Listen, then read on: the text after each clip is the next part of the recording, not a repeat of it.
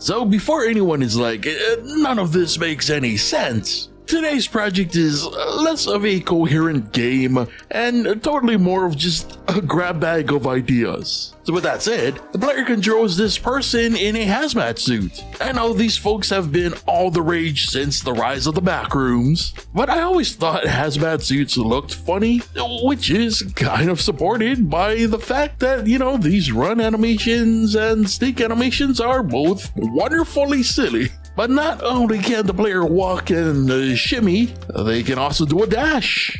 Well, more of a dodge/dive, really. They can also fire their little weapon with left click, creating these mysterious goo balls. Now, as you may have noticed, we've got a 2D player existing in a 3D world. This is to explore the possibilities of mixing the two, kind of like they do in games like Octopath and like the DS era of Pokemon. And to help with this clash is the player's opposition, these mechanical beings of destruction. Now each one has their own characteristics. These two tank-like are ground-based with an independently moving turret, which will track the player when near, and get too close and they'll unleash their attacks. The first tank will fire a giant bullet projectile at the player, exploding when it strikes either them or the floor. The second tank will initiate a painful laser, and as long as that beam is active, it's a danger to the player. Now the third enemy is an aerial foe. It will actually stalk the player when within range, and when in striking distance will come down with the force of 1,000 suns. Well, 1,000, I don't know, punches to the face, maybe? Look, being under these things when they do their butt slam will hurt. And all three of these metal baddies can be defeated with enough goo shots. Now the goo shots are limited, so the player has to be careful and precise with each pop. Luckily, sometimes the bad guys will drop extra ammo when defeated. Ammo can also be retrieved from these pink/purple pustules. Along with the chance of health drops. Anyway, other than the pustules, you may have also noticed these random bushes scattered across the play area.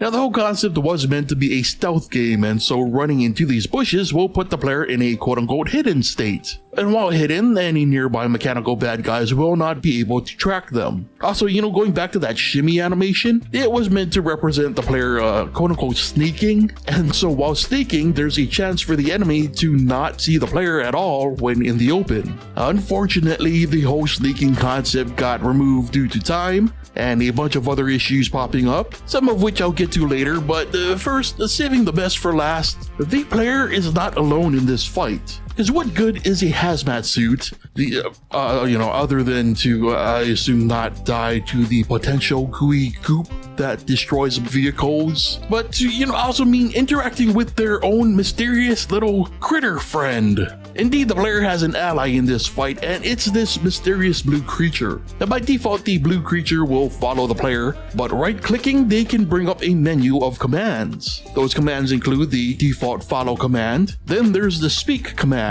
This will instruct our buddy to go to the chosen spot and begin making noise. This will attract/distract any and all nearby machines to its position. The next command is to lay down, and this does as it suggests, having the creature move to its destination and lay down at that point. Now usually, if any mechanical beings run into the creature, this will default it to return to following the player. However, when laying down, the creature becomes a literal living landmine, and so any ground unit who runs them over will be sent into the stratosphere. And if a flying enemy decides to butt slam the living landmine, they are instantly destroyed. Now the final command is a search command. When initiated, this will instruct the creature to find a random piece of loot somewhere in the world. This can either be health or ammo. Once found, they will dig it up and bring it back to the player, and if the player happens to be full and doesn't need the either health or ammo, the creature will instead just toss it nearby and return to following the player. And that was about the basic features of this project. Fun fact, this thing actually went through 2 iterations before it simply became, a way to test a bunch of technical stuff. Like the first iteration was a project that I intend to give another go, but the second iteration was a stealth game about taking down tanks. kinda like Hitman, but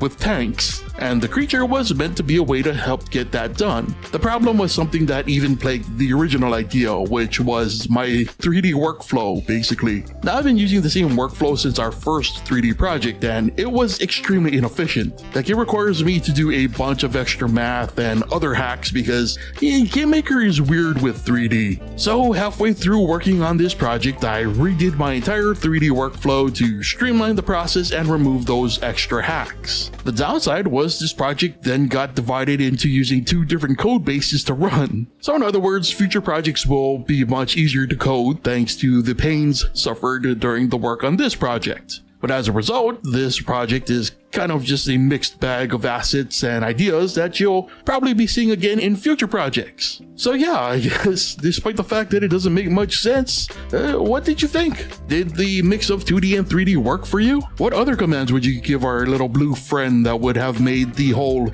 stealth tank assassin gameplay even better? As always, I'd love to hear what's on your mind, so be sure to share your thoughts and ideas in the comments. While you're at it, if you enjoyed the video, be sure to leave a like, and if you like the content in general, you can help me keep making it by supporting me on Patreon. And finally, why not subscribe if you're new to the channel? With that said, this has been Dev Diary, the series where I try to make my own video games. Thank you so much for watching, and I'll see you next time.